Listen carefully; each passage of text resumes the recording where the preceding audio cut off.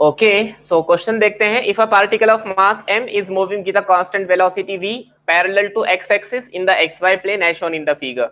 तो ये xy plane है according to the given question. Its angular momentum हमको पता करना है with respect to origin. Last lecture के अंदर मैंने कुछ फॉर्मूले दिया था एंगुलर मोमेंटम के, उसके अंदर एक फॉर्मूला था। What is the formula for angular momentum? r bar cross p बार, ठीक है ना। एंगुलर मोमेंटम को रिप्रेजेंट किया जाता है l बार से, तो फॉर्मूला बन रहा था l bar equal to r bar cross p bar. यहाँ r पोजीशन वेक्टर के लिए था, p बार लीनियर मोमेंटम के लिए था। सवाल ये है क्या लीनियर मोमेंटम वेक्टर है? लीनियर मोमेंटम का फॉर्मूला क्या? Mass into linear velocity. Mass scalar या वेक्टर? मास स्केलर और वेलोसिटी वेक्टर। मतलब हम स्केलर को मल्टीप्लाई कर रहे हैं वेक्टर के साथ। जब स्केलर को वेक्टर से मल्टीप्लाई किया जाता है तो आने वाला रिजल्ट कंफर्म वेक्टर ही होता है। इसका मतलब ये तो एक वेक्टर है, आर बार भी एक वेक्टर है। अब यहाँ आने वाला प्रोडक्ट क्रॉस हो गया, ठीक है। अब एक एक करके हमारा क्वेश्चन सॉल्व करने की कोशिश करते हैं। पहले पी बार पता कर ले। पी बार का फॉर्मूला क्या? Mass into velocity. तो वी बार, ये डॉट प्रोडक्ट क्रॉस प्रोडक्ट का फर्क नहीं पड़ता क्योंकि एक स्केलर है उसमें। तो एम वी बार। अब सवाल ये है इसका डायरेक्शन क्या? मास का तो कोई डायरेक्शन नहीं होता, तो जो वेलोसिटी का डायरेक्शन है वही पी बार का डायरेक्शन है। तो वेलोसिटी का डायरेक्शन कैसा? ये पार्टिकल इस तरह मूव कर रहा है तो this is the direction of velocity, so this is the direction of P बार। सही कह रहे हैं आप, आई कैप लिखना चाहिए उसके साथ। तो मैं यहाँ लिख लेता हूँ P bar is equal to M V bar और साथ में लिखता हूँ आई कैप। ये हमको समझने में आसानी देगा।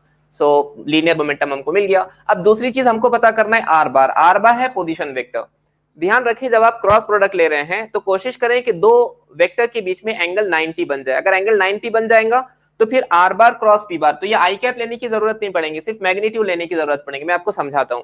देखिए ये पहला वेक्टर है और ये आपका अगर दूसरा वेक्टर है, इसको मैं नाम देता हूं ए बार, इसको नाम देता हूं बी बार। अगर एंगल 90 बन रहा है तो ए बार क्रॉस बी बार क्या बनेगा? ए बार क्रॉस बी बार बनेगा a b sine theta. A b sine theta.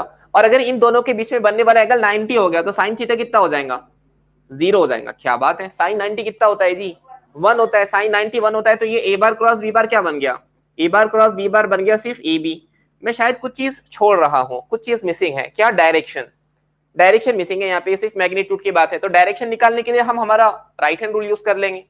अब मैं यही कर रहा हूं, इन दोनों के बीच में एंगल 90 बनाने की कोशिश करता हूं, ठीक है जी। अब जरा ध्यान दीजिए, एक्चुअल में पोजीशन वेक्टर ये है, एक्चुअल में पोजीशन वेक्टर ये है और ये है हमारा वेलोसिटी का लाइन ऑफ एक्शन।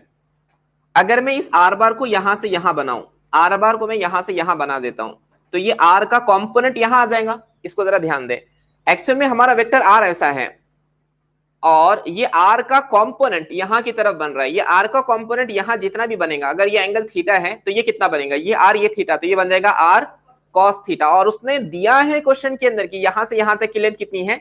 बी। तो आर कॉस थीटा बराबर होना चाहिए किसके? बी के। आर कॉस थीटा बी के बराबर होना चाहिए। तो ये हमारा आ गया बी, ये आ गया हमारा वेलोसिटी। अब मैं डायग्राम को दोबारा बना रहा हूं। ये हमारा वेलोसिटी वेक्टर और यहां पे हमको एक लेंथ मिल गई बी। अगर हम यहां से एंगुलर मोमेंटम निकालना चाहें तो एल का फॉर्मूला क्या मिल जाएगा? बी इंटू सॉरी ये एम वी है। क्या मैं इन दोनों का मैग्नीट्यूड ले लूं सिर्फ, क्योंकि वहां एंगल 90 बन रहा है, साइन 90 का सवाल नहीं आता। बी इंटू एम वी, ये बन गया हमारे एंगुलर मोमेंटम का मैग्नीट्यूड। क्या यहां तक सबको क्लियर है? बी इंटू एम वी कैसे आया, सबको समझ आया? ये बी कैसे आया? ये हमने आर का कंपोनेंट लिया ताकि एंगल कितना बन जाए? 90 बन जाए। अब सवाल ये है हमको नहीं लेने का बाबा, मुझे वो करना ही नहीं है। अगर आप ये सोचें मैं जो कर रहा हूं आपको नहीं करना है, ठीक है, मत करो, कोई मसला नहीं। हम इसको दोबारा सॉल्व करते हैं। सो हम बी बार को अभी चूज नहीं करेंगे, अब हम चूज करेंगे ये वाला हमारा ओरिजिन था, यहां से गया हमारा आर, ठीक है जी। So angle between two vectors, ये हमारा पहला वेक्टर बन गया और ये हमारा दूसरा वेक्टर बन गया। एंगल बिटवीन टू वेक्टर के लिए दोनों वेक्टर को ज्वाइन करना पड़ेगा। कैसे? हेड टू हेड या टू टेल टू टेल। क्या अब ये ज्वाइन है? नहीं है, है ना। जहां पहले का टेल है वहां दूसरे का हेड है। तो हम इस एम वी बार को ऐसे ही रखते हैं और ये आर बार को मैं नीचे की तरफ बना देता हूं। ये इसको मैंने नीचे की तरफ शिफ्ट कर लिया, तो ये एंगल बन गया angle between vector theta. Correct है, ये एंगल बन गया एंगल बिटवीन वेक्टर थीटा। अच्छा जी, अगर मैं आपसे पूछूं एल का फॉर्मूला क्या बनेगा तो आप कहेंगे magnitude of first vector r, magnitude of second vector m v into sine of angle between two vector sine theta. ठीक है ना। अब जरा ध्यान दीजिए, इस एल को मैं ऐसे ही रखता हूं, ये एम वी को मैं ऐसे ही रखता हूं। आर साइन थीटा क्या मैं ऐसा लिख सकता हूं? आर साइन थीटा, बात एक ही हुई ना, वो सारी चीजें अभी भी प्रोडक्ट में है। अब जरा ध्यान दीजिए, अगर ये आर है ये थीटा है तो इस आर के कंपोनेंट ये कितना होगा? आर कॉस थीटा, और ये कितना होगा? आर अब जरा डायग्राम के अंदर देखिए, r sin थीटा कितना है b, तो r sin थीटा की जगह क्या लिख सकता हूं, तो दोनों चीजें आप कर सकते हैं, पहले उनको परपेंडिकुलर कर लो, sin थीटा को इग्नोर कर दो, नहीं करना है sin थीटा को एज इट इज रखो, थोड़ा दिमाग यूज करो, चीज वापस आ जाएंगी। सो मैं यहां लिख लेता हूं MVB, ये क्या है, ये एंगुलर मोमेंटम का सिर्फ मैग्नीट्यूड है, लेकिन एंगुलर मोमेंटम तो वेक्टर क्वांटिटी है, तो हमको यहां देखना पड़ेगा उसका डायरेक्शन। अब डायरेक्शन कैसे पता करें, डायरेक्शन कैसे पता करें, थंब रूल यूज करते हैं। सो पहले हम आर बार के डायरेक्शन में जाएंगे, उसके बाद वी बार के डायरेक्शन में, तो वी बार इस तरफ जा रहा है ना, ये हमारा पहला वेक्टर, इसको जरा ध्यान दो, ये पहला वेक्टर ऊपर जा रहा है ऐसे, ये हमारा are bar finger, index finger, और ये वी बार इस तरफ, तो थंब जाएगा अंदर की तरफ, मतलब कौन सा, माइनस के कैप, के कैप बाहर की तरफ आएगा, प्लस के कैप, और ये अंदर की तरफ जा रहे हैं तो माइनस के कैप, तो यहां क्या आना चाहिए, l bar equal to minus m v b के कैप। समझा, सबको समझा? मैग्नीट्यूड निकालने पे हमने पहले फोकस किया, बाद में फोकस किया डायरेक्शन निकालने पे। अगर आप सिर्फ डायरेक्शन निकाल लेते तब तो आपका आंसर बड़ा आसानी से आ जाता, सिर्फ डायरेक्शन पे ही आंसर आ जाता, माइनस के कैप आपका आ जाता, बाकी चीजें तो छोड़ दो, माइनस के कैप एक ही ऑप्शन में है ना, तो क्यों इतना झंझट करना।